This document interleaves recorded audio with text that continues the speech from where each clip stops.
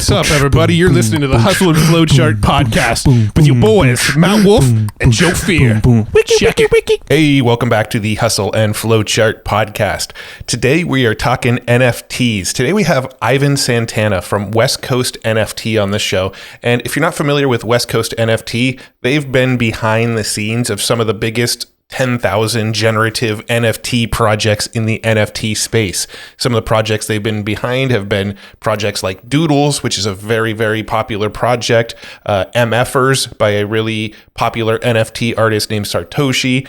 They've been behind some of these massive launches. And on this episode, we talked to Ivan, one of the head guys over at West Coast NFT, about what goes on behind the scenes of these NFT launches. How do they decide which projects to work with, what the kind of marketing looks like, what the development looks like, what getting them online looks like, how they actually generate 10,000 different unique images. So we really cover the gamut with Ivan. And this is an interesting one because Joe and Ivan actually go back prior to this sort of Web3 NFT space. They're old friends from a while back. And so it's really cool to see a friend of Joe's kind of enter the space and now be doing really, really big things in the space. So I think you're really going to enjoy this episode. If you haven't already, make sure you're following us over on our Discord. That's hustleandflowchart.com/Discord. And follow us over on Twitter. I am Matt R. Wolf. Joe is Joe Fier. And then we also have Hard Fork Gaming, where we talk about all the latest in the play to earn blockchain gaming space, what we're investing in, projects we're excited about, cool things like that. You're going to want to be following that Twitter. There's lots of cool stuff going on over there. All right, so let's go ahead and jump right in with Ivan Santana from West Coast NFT. All right, Mr. Ivan Santana from West Coast NFT. And also friend NFT from Roadie. way before that. NFT Roadie. Yeah, you guys go way back, huh? You guys go way pre-NFT together. You know what? I wasn't Joe's roadie in high school because he did have a high school band. I wasn't his roadie, but it feels like that's how far we go back. It was funny. I was chatting with Heather, my wife, and she was like, yeah, you met my friends in like your most awkward stage. I had like this weird hair that was grown out. I think it was part of the band days. I was trying to look all cool. I was like, no, it was horrible. So I was like, hopefully that's burned out of your memory. But you know, it happens. Yeah, listen, man, I'm no one to judge. I've been growing out my hair just because I've been working from home. So I'm going through that phase now. That's where I'm rocking the make hat. Dude. Same here. I mean, you can't really tell, but it's like super long right now. The vid hair. Yeah. Well, dude, like over the years, though, I mean, so got to give you props because you were the one that really opened up my eyes to NFTs. And this was early 2021. And you were doing all sorts of stuff before this whole space, completely different. So it's like super fascinating when you're describing it all and like the people that you're collaborating with. And, I was just like, damn, that seems super smart. Like, I think you should go in on like full in on that. And I think you already were thinking about it, but that got Matt and I talking about this whole space and just NFT launches and what can come with the trends and like where this thing's going. Yeah, man, I got to give you credit for that just because you got the wheels spinning and then all of a sudden we just killed everything else basically. And we're like, we got to go all in here because there's some just crazy opportunities. And I feel like you're right in the thick of it, man. Yeah, no, the interesting thing is that me personally, I'm just a grinder, right? Like the types of things that I've been involved in and worked on in the past haven't been like high tech. They haven't been in entertainment or with artists. And so it's cool. Like I build and I grind. And when I talk to you about it, specifically NFTs, when there's validation there, it's like, oh, this is actually something cool. Then it's like, oh shit, okay, so it is something cool. So yeah, let's keep building on this and see where it goes. Because yeah, like I think that this is kind of our worlds colliding, right? Because you've been doing things in entertainment and tech for so many years, and again, for me, to get that kind of validation in terms of the space I'm working in was just really interesting. So I'm glad we can kind of connect on this. And hey, man, this is the first time I got to be on your show in like 8 years. So also means I'm doing something right. There's a lot of people jealous. They've been waiting. I'm like, no, Ivan's getting the front door here. He's coming up. Well, I'm curious about how you got into NFTs. Like, how did West Coast NFT come to be? How did you get involved with them? How did that whole process look for you? Yeah, so really, it started early last year, right? 2021. So I'm personal friends with one of our founders. He goes by Protein, and he basically got pulled into the NFT space by a previous co-founder whose name is Richard, and he had founded a company called Manifold. So Richard started Manifold maybe in March, I want to say, and then he taps his friends Protein and Lim. He's like, guys, there's really something interesting going on out here with art and with NFTs. and I think you guys should look into it. So at that point, it's probably about June when Protein and Lim and myself kind of take a look at what's going on in the space. We get connected with an artist. Shout out to Swolf Chan, our first NFT launch. We did it for an NFT, like that was our compensation, right? We just did what we do best, right? So product management, Solidity development, front-end development, that's all we focused on. We let Swolf handle the art, the creative, the marketing, the community building, and it worked. It worked great, and we kind of haven't looked back ever since. Yeah, man. It seems like all the roads point to you. Like when you go to westcoastnft.com, everything's like, yep, Ivan will get you handled. Ivan will get you sorted. Like the NFT roadies got you. And like you're a hustler, you're a grinder, you're a project manager. I know in your previous ventures, you've done a lot of that. The fact, I think all of that's like coming to a point here. Yeah, you guys just found like a really good niche at the right time, it seems like. And it's continuing still, even since the boom, initially from last year, it seems like. Yeah, no, that's a great point. I think you kind of touch on like a more macro thing with success in the NFT space. And really it's a space where it's kind of an even playing field. So everybody kind of starts at the same point because it's new, it's emerging. But that being said, the type of projects and the type of partners that we're working with that are kind of setting themselves apart, they've had success in other industries and other spaces in the past. And it's just, it's kind of a new paradigm in tech right now and new economics. And obviously like it's culturally kind of hot right now too. But yeah, at the end of the day, it's people that enjoy building in the space is the first thing and then are good at what they do. And so for us, it's like, we just focus on our core competency. We want to make sure that the tech we develop is safe and secure and reliable. And then the other great component is that since we were early, we have a lot of experience. We've made a lot of mistakes and we don't let our clients make those same mistakes as previous ones. So that's really it. It's like a super simple recipe. And, eventually there's going to be more competent development teams and people with more experience coming into the space. And there's plenty of work for everybody. But right now, yes, like we're busy. We're very grateful for the type of client roster that we have. But I can't believe it's been 9 months. That's it. I don't know. It feels like 9 years. Yeah. That whole thing. It's been a lot of fun. So how do you decide which projects are good fits for West Coast and which ones aren't? How do you filter through them? Because I got to imagine at this point, you've had so many success stories that you're getting quite the flow of potential NFT projects coming your way. Yeah, that's a great question. I don't have like a super scientific answer. I think that we kind of focus just on the basics. It's first of all, we like artist-driven projects, right? So are we talking to an artist? Are we talking to a middleman sort of thing? Who's pitching us? The second thing is, do they have a good product sense of what they're trying to deliver, right? Like I don't make the rules in the market. Like I don't know if it's going to be a good product market fit,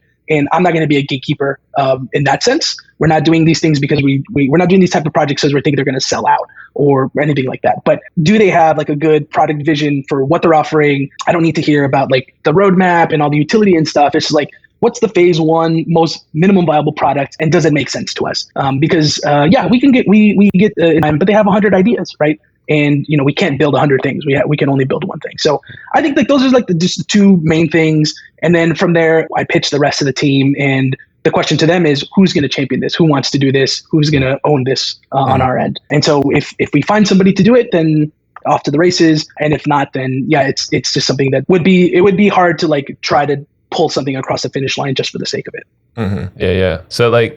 So you guys are all dialed in, and I love the singular focus because there could be a million other things you could be doing, doing metaverse type NFTs because I know Doodles was one of the drops that you guys did, the launch, and freaking sold out. I think you told us in like minutes, right? Or something like that. You've had multiple of those. I texted you. I'm like, hey, you got to get these Doodles. Yeah. It was a hot drop. Yeah. For sure. But so it's interesting. Like, so there's something there. Like, I guess there's a couple of questions. I'm going to go to that one first, actually. It's like, how does something sell out so fast? And like, are you helping to engineer some of that? Or is that just you're picking them right? The trends are right. The market's right. All that. Yeah. No, yeah. There's definitely nothing overt on my end. It's black marketing is black magic.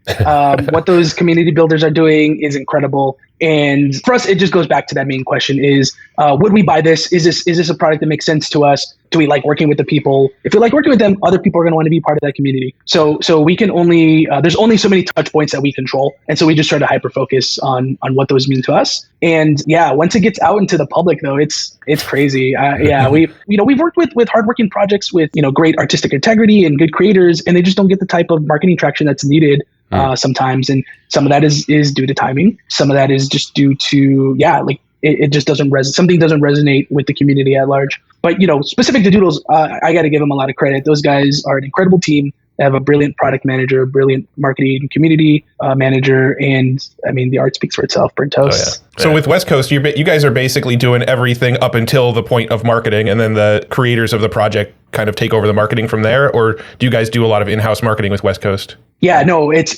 strictly Web3 development. So usually the usual workflow is we try to touch base with creators early on, just to kind of plot out what the work will look like. And on our end, it's important to get specs and requirements from them because people are trying to push the boundaries, right? And so they're requiring smart contracts that are doing new things, novel tech. And so we need time to develop that. So it's like, what are you guys trying to go for? And then how do we help support that? And then we go back and we do our research development. We develop a proof of concept. We do a ton of testing. And in the meantime, in parallel, they're building community on Discord. They're engaging people on Twitter. A lot of partnerships with existing communities to tap into the bigger community at large. And then it all kind of like coalesces in this like 2 to 3 week sprint at the very end. They're like, art's ready. We're like smart contracts ready. So we just put all the pieces together, test everything, and it's a sprint. And then the launch it's like walking on a tightrope. It's like you get one shot, everything has to work. Kind of everyone's holding their breath sort of thing. But, lucky for us, we've done this a lot. It was very intense. Back in June, it was very intense. At this point, not a lot of things faze us, but it's always fun because for our partners, it's the first time. And obviously they're putting their baby out there into the world. So it's kind of a shared experience all over again to kind of launch one of these things with them. Yeah. How many projects have you guys launched at this point? That's a great question. I would just guesstimate maybe a couple dozen. Okay. Yeah, it's been 9 months. And at most, one to two a month. We've obviously done more. We did 3 in a week, so never again. Jeez. Yeah, but we're not rushing these things out. So a lot of times people come to us and it's like, this is what's going on, and the stuff will be ready in a couple weeks, and then I want to launch the week after that. And I'm like, slow down there. There's like a month minimum of marketing on their end, and they quickly realize it. Yeah. So I would say like the average project is probably like 2 to 3 month turnaround. Yeah.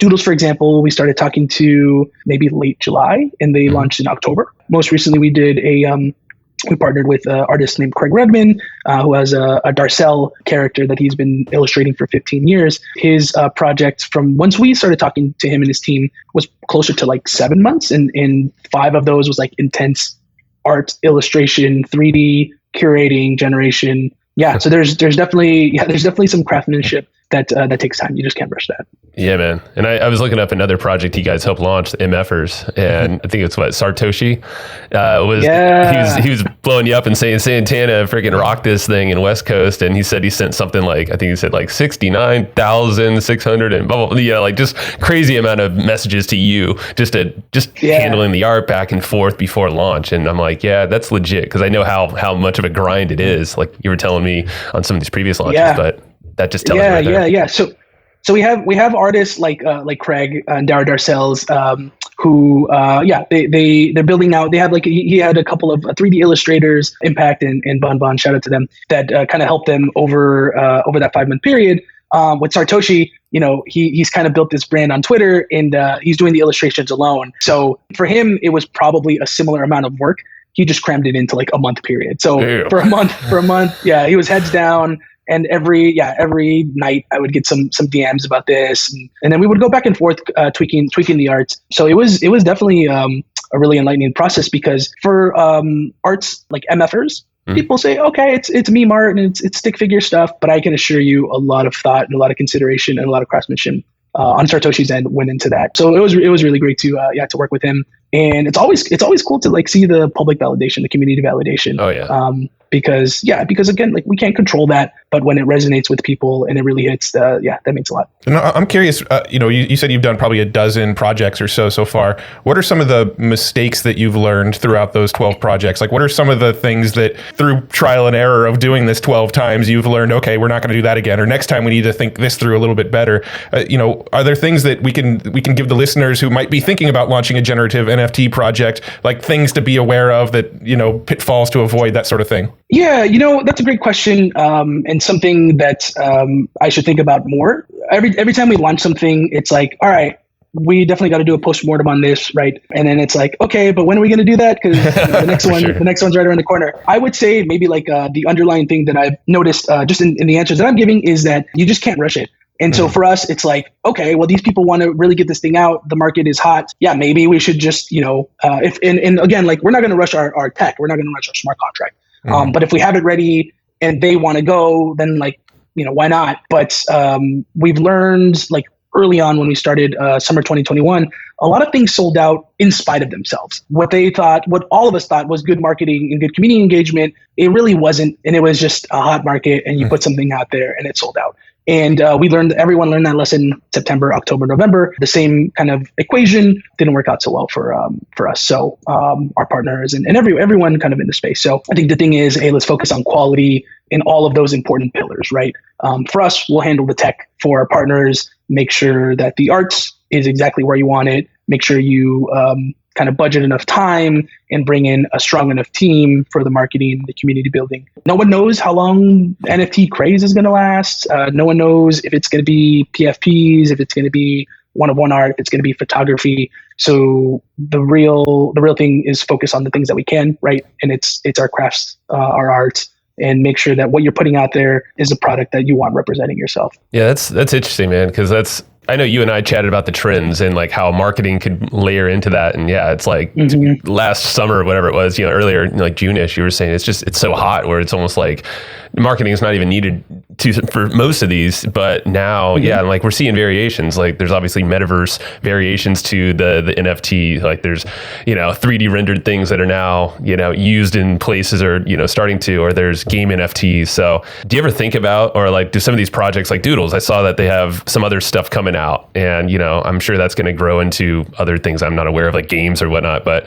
is that ever something you guys are thinking about with the trends and somehow in conversations with when it comes to the art and launching these things? Yeah, that's a great question. I think for us, we really rely on our creative partners to kind of drive that conversation, and for a couple of reasons. Like one is whatever they want to build, whatever the artistic integrity that they bring should really drive the product, and we kind of build around that. And two, these artists and these creatives are awesome. I had a quick call yesterday with Poopy from Doodles, and he was like, "Hey, you guys want to see something cool?" I was like, "Yeah, show us." And so he kind of laid out some of the next Q3, Q4 goals for Doodles and Space Doodles. And the question is like, I'm looking at it and I asked him straight up, I'm like, "Hey, this is going to sound facetious, but it's not. Like, how do you come up with this shit? Like, this is awesome. This is cool." And, again, like it's their craft. Like they're putting in a lot of time talking to people, spitballing, coming up with ideas that are, at the end of the day, like, it all goes back to serving their community, right? And everyone has different goals for their community. I can't really speak for Doodles, but I think for them it's like, how do we bring value to original Doodle holders? And so everything that they kind of develop is in service of that. And so that question and that goal is going to be different for other communities. And so our goal is just like, what do you guys want to build? And then let us figure it out, let us loose, and we'll help support it. Yeah. Are you seeing any trends in the kind of evolution of NFTs? I know you've been doing it for about 9 months now, and we've seen, the bull market now stuff's kind of cooled off a little bit, but then there's little moments of heat whenever Ethereum drops. It seems like we get a little boost in NFTs. Are you seeing any trends as far as art styles, utility? You hear on crypto Twitter a lot of people talking about music NFTs being the next big thing. Like, what sort of trends are you seeing? Where's the direction going right now? It's hard for me to keep up with the whole market trend just because we're always heads down, building. So I get like a glimpse of it on Twitter and just kind of seeing what's selling, what's not. Honestly, every single day something sells out. I was like, I have never heard of that. That's amazing. So I noticed like micro trends. Like this January was just nuts, right? Like everything was up. And so there was just micro trends, like the usual thing that people kind of like take advantage of. So you can try to get on a whitelist, you can mint, and then you flip pre-reveal, and so you notice like price trends like that. In terms of macro trends with projects, I think we're definitely seeing a higher quality all around with some of the top end projects. For us, I feel like, we touched on a decent number of projects last year because there was probably, maybe only a dozen or so dev shops in the space that can really help, get a project launch. And I'm sure that number has quadrupled, quintupled, whatever it is. And we're seeing more projects with in-house devs, which is awesome because it allows them a little bit more agility. It kind of builds a bridge from phase 1 to phase 2 to phase 3 roadmap building. And so you just see the quality that we hope to bring to partners. You just see it more often, as opposed to, a smart contract from Fiverr, arts from Fiverr. Those things are still there. Yeah, those things are still there. But I think the market is rejecting it and kind of looking towards higher quality. That's a good point. I mean, you brought up Fiverr because we've even peeked at Fiverr recently because I'm like, we've used Fiverr for freaking 10 plus years now or something. But now it's so funny how, it's a public company, all this, it's everything on there. But there are a bunch of NFT artists on there. Some of them look legit. There's a lot of them that are just kind of like, Sure. But I'm like curious of your take. Like, I don't know if you've even poked around there, but like, since you have been looking at art for so much and like, you're not an artist, but you're obviously, you're kind of like the bridge, it seems like what are you actually looking for when you're going back and critiquing their arts, like doodles or MFers, but also just, I don't know, are there like very specific things that most people just aren't aware of with the art that will actually bring success to this thing? Yeah, that's a good question. I think honestly, I am not the right person to answer that. I am easily amused. I am easily impressed. Anyone kind of putting in the energy and the effort in kind of delivering something there's I mean, that's cool. Art is art. Obviously, like I resonate personally with some things and less other things, right? So, I have my personal taste, but I hear people talking about like, the weight of the line they're using, to like, and I'm like, what? What are you guys talking about? Yeah, I didn't know if you were picking that kind of stuff apart, which I'm like, okay. No. Yeah, and like in Satoshi, going back to Satoshi, that was one of the things that when we had 69,420 messages was because, he has like a very specific scribble style and it just wasn't right. And he's like, let me do it again. And I'm like, dude, it's the same freaking scribble. What is different here? Why am I spending all this time making this revision? But So they're getting deep into it. Yeah, same with Bernto, same with Craig. To be honest, like I said, all of our partners, they know what they're looking for, and we are basically looking to them and trusting their artistic expertise on that. That makes sense. Again, you're staying in your lane. Your skill sets there for sure. Yeah. But at the same time, if a big name artist comes to us and the art doesn't resonate, then it'll just have to be like, do we believe in the vision, right? Do we believe in kind of the product and what it's going to mean to the community, sort of thing. So we're not going to just say no just based on I personally don't like the art or anything like that. Yeah, I gotcha. Can you break down real quick what goes into an NFT launch? Because I think there's probably a lot of people listening who have seen these big mints, right, where there's 10,000 pieces and they're all, and every single one is unique. That's kind of what an NFT is, right? The non-fungible. They're everyone is supposedly unique from each other. And an artist isn't going and drawing 10,000 images, right? It's there's layers and there's other things going on. So could you kind of explain like what goes into this process just to help people understand what goes into these big 10,000 mints? Yeah. Okay. So specific to the 10K collectible genre, there's a lot of art development that has to be programmatically generated. So what we ask for from our partners is basically every single trait as an individual layer, right, on a transparent PNG file. So if you want to put a make hat on your base character, give me the make hat just by itself. It also has to like already overlap. So you have to meticulously, in whatever program you're using, Photoshop or Procreate or whatever, make sure that, hey, your base character is centered and the hat, fits on top nicely. And, people kind of get fancy with the stuff and there are going to be some traits that maybe don't work well with others. So like if I took my hat off, my hair would kind of go everywhere. So that might not work so well with the crown trait or things like that. And so we have ways to write exclusions into our rules engine. And basically you give us all the traits, tell us what's not going to work. We program it and we can generate 10,000 from there. And then we also have, we built out some tools and products to leverage the tech that we've used so many times. So we have a really cool like gallery viewer where you can filter through things and kind of, it helps you curate your finished product. So you're not going through 10,000 one by one. You can kind of pinpoint some things that maybe aren't looking right, go back to the drawing board, tweak that trait, and then we'll run it again. Ooh. Yeah. So it's like an internal tool that you guys use. Yeah. That shows how everything lines up. And I like that modeling. Yeah, exactly. And that's like the art generation portion. I can go on and on about what else would go into the project, but that's a big part of it. Yeah, we spend a big chunk of our time early on kind of iterating and going back and forth with our partners there. And do you handle all the mint type stuff too, the landing pages where they actually mint from, and any sort of like reveal process that happens? That's all you guys as well? Yeah, exactly. So from there, once we have art, we will also in parallel generate metadata. And the metadata is just, hey, these are the properties that this specific piece of art has. And that's what's going to display on marketplaces like OpenSea and, LooksRare. So we have those two pieces now, and we do just some basic decentralized asset pinning and merging metadata. So at the end of the day, we'll have a folder with 10,000 pieces of metadata that all have an image, a URL to an image, all the properties, token names, token descriptions, things like that. And then from there are multiple ways to serve that metadata when we mint from smart contracts, right? So we can have what's called mystery metadata, and it's a mystery piece of art. And so we can serve from that directory while the mint's live, and then you can decide, hey, after 48 hours, we're going to reveal, and then we switch to the revealed directory. You can serve it instantly, right? So when the smart contract is minting something, based on the front end, based on the minting portal, like you said, those things will talk to each other. And then the smart contract says, hey, I minted token ID number 1. Where's the piece of art that goes with this? Where's the metadata that goes with this? And so we create what we call secure minting pipelines,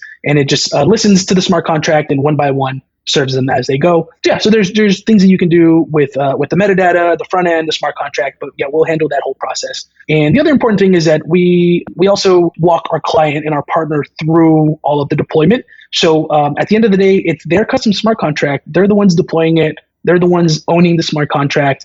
They're the ones that call the withdraw function on the smart contract, and all the other function calls that they do. So it's a really collaborative effort, all in service of the provenance and the ownership of these projects remaining on our partner side. That's I think a lot of people just kind of get it more so of like all the inner workings here, because I think from the outside perspective, like what you just laid out there, it kind of fills in a lot of gaps here and shows really like the work that's going on. Probably, obviously weeks leading up to this, but the crunch time and why so many projects probably the page doesn't work, the minting has to be delayed. It's like, this is probably why. It's a lot of tech. Yeah. It's very tedious and meticulous, and it's honestly it can be pretty painful, all the testing. So when Hard Fork does their first PFP drop, you guys will see it firsthand. And hey, man, maybe we can record some of it, do a live launch, case study, so they can see. They can see everyone sweating when they have to execute this function. Yeah, in the boiler room. Yeah, for sure. Now, do you do much NFT trading outside of like the West Coast NFT stuff, or are you pretty much is your exposure to NFTs pretty much just what West Coast does? No, I mean obviously, like I'm in the space hundreds of hours a month. So we just try to keep up on what's cool and what's new. But in terms of like trading, like the short answer is yes, I am overexposed on NFTs, and that's a combination of projects I like, creators I like to support. We have a lot of friends in the space and we want to support them. And then also a product of, hey, it's 1 a.m. Our alpha channel is talking about this thing. The dev says, hey, go check this thing out. And I'm like, yeah, this is a good idea. Why don't I just degen into this project? So definitely have a couple of those in my wallet. But big picture, my investment strategy is I don't know what's going to happen. I feel like we're early in this space.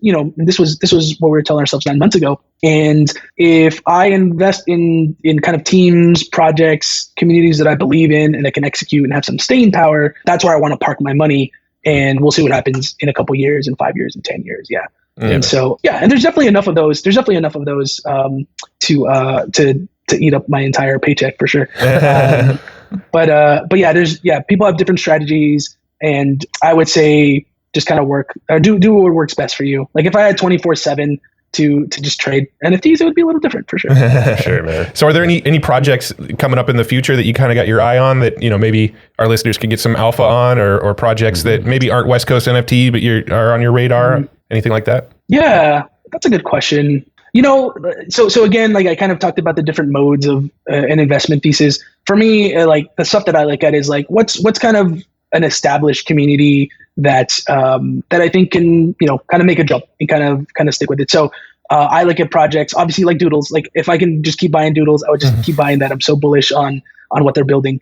And, there's projects like Cool Cats that are trying to push the boundaries and developing these games that, I think they had some technical difficulties, but in terms of like a brand and the tech that they're trying to put out there, that's always cool. MFers, I got the alpha on MFers. I can't say anything, but it's cool. It's culturally relevant, and you might have some tricks up his sleeve. I don't know. I really just talked about all of our projects, huh? So answer your question. No, that's cool. That's perfect. Let me think about it. Yeah. Let me think about it. I'll come back to that. Yeah. What is it about Doodles that you like so much about their roadmap? Like what's because you said that you're super bullish on that. Yeah, so Poopy is love that name. By their technical founder. Yeah, Poopy is their technical founder. He just has a very, very sharp product eye. He has experience in the space, and he's surrounding himself with the brightest people. So whenever you do something like that, and again, like you have a goal and you have kind of an ethos to focus on, I think that's really powerful, right? It's harnessing a lot of the experience and a lot of the geniuses in the space on this one goal. I think that's really powerful and promising. And then his counterpart, Evan, right?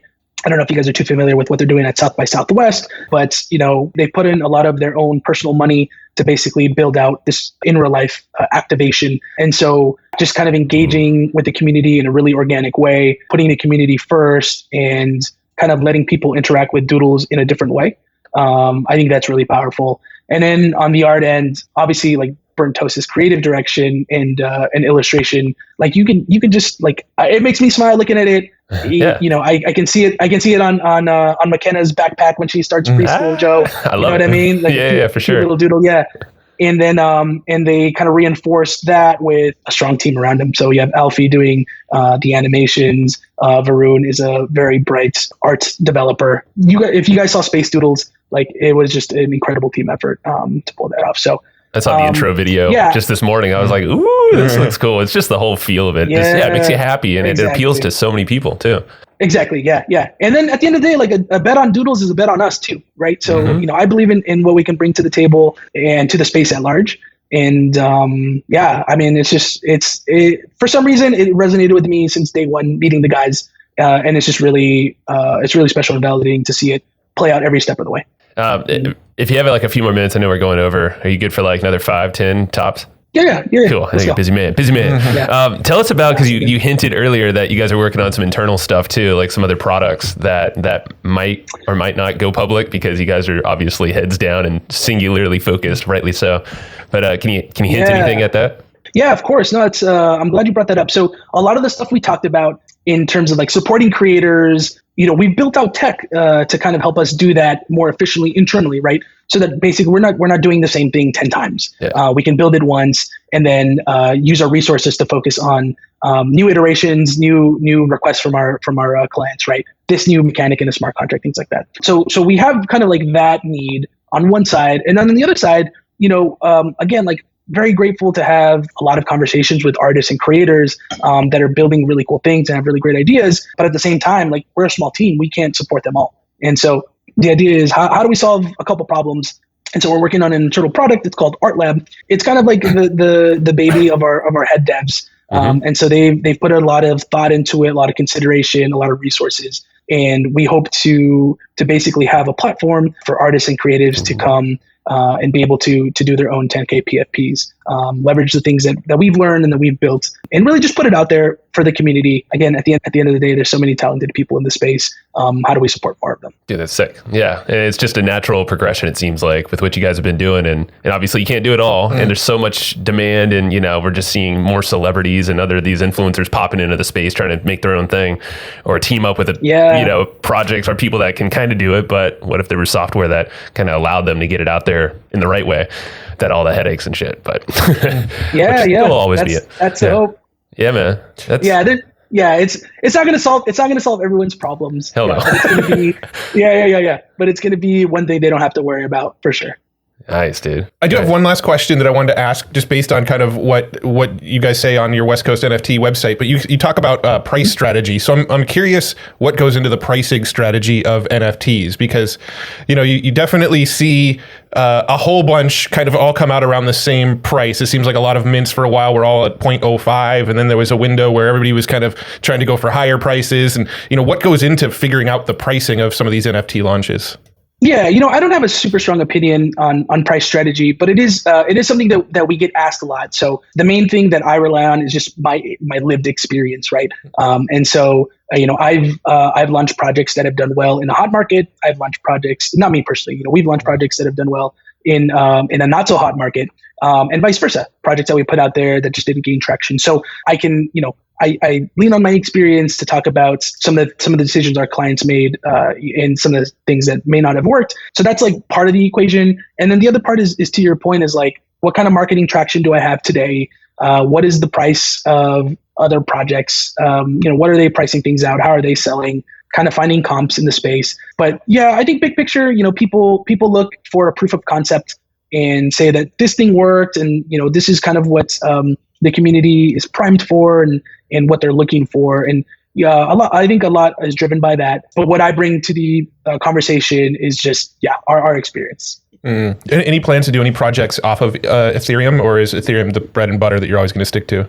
Yeah, I mean, I think big picture, there will be other projects outside of Ethereum in the long term. Short and medium term, no, we don't have any plans. It just kind of goes back to something that Joe mentioned in the beginning about marketing in the space. It's just a lot of low-hanging fruit, and at the end of the day, it would be great to do it all, be it all for everybody. But yeah, we're sticking with our core competency. That really, it's not tied to a specific chain.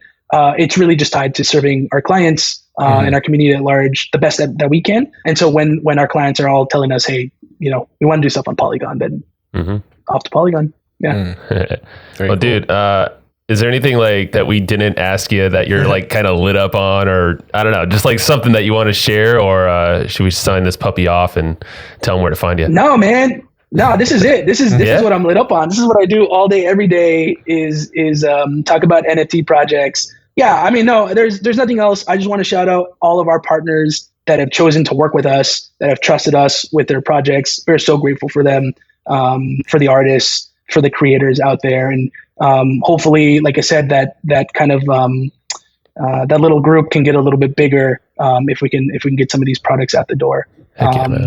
But yeah, it's been a lot of fun, and I'm glad that you guys are in the space. Me too. I was gonna say the same. I was like, yeah, I'm sure we'll be seeing more of you guys. At least I hope so. Who knows, man? One week, next week, who knows? I'm gonna wake up to the great NFT recession. Who knows? So I'm just enjoying it while I can. Yeah. We'll all work at McDonald's together. Yeah, man. No. Replace that hat with something else. Yeah. No, I think what you guys are doing is super exciting, and like you're with some really cool people, the crew that you've teamed up with, like, and you've opened our eyes to so much, even here on this show. And I know our community's going to love it. Sure. Yeah. And that's what we love about this space. Super collaborative. So if something flops or like whatever, I'm sure there's something else that it's just a cool community. Like I said, everything's community in this thing. So yeah, wag me. We're all going to do wag me, baby. Yeah, dude. Yeah. All right, brother. WestCoastNFT.com, right? So what are the Twitters and all that stuff, just so people can connect with you and the crew? Yeah, at West Coast NFT on Twitter. The main way to get a hold of us, to connect to us, is hop in the Discord. Skip the website, skip the Twitter, hop in the Discord. The Discord's on our Twitter page. I'm at NFT Santana. You can find our Discord there. Yeah, unfortunately, we get a lot of messages, so please be patient with us. But the best flow to get a hold of somebody is hop in the Discord and we'll connect. Beautiful. Sweet. All right, brother. I'm happy we made this happen, and it's kind of crazy that we're doing this, knowing like the background that we've had, man, all of us. So stoked for your time, man. Agreed. So appreciate you, dude. Agreed. All right, guys. Thank you, everybody. Enjoy Hard Fork Gaming. Enjoy this one, and look forward to hearing from you guys later. Awesome. So I hope you enjoyed that episode with Ivan from West Coast NFT. And before we wrap this one up, just a couple quick reminders. If you're not over in the Discord with us, where we chat and answer your questions and share cool stuff that we're up to and that we're coming across in the NFT and crypto space, make sure you join us in that Discord. That's hustleandflowchart.com/Discord. And if you're not already, we love to hang out on Twitter too. That's pretty much the only social media platform you'll find Joe and I on these days. I am Matt R. Wolf over on Twitter. Joe is Joe Fier on Twitter. And follow our Hard Fork Gaming over on Twitter as well. That's where we share all sorts of gaming and crypto news and what we're up to in that space. So follow Hard Fork Gaming as well. And once again, thanks for tuning in. If you enjoyed this episode, share it with someone that you think would find it valuable. We appreciate you. See you later.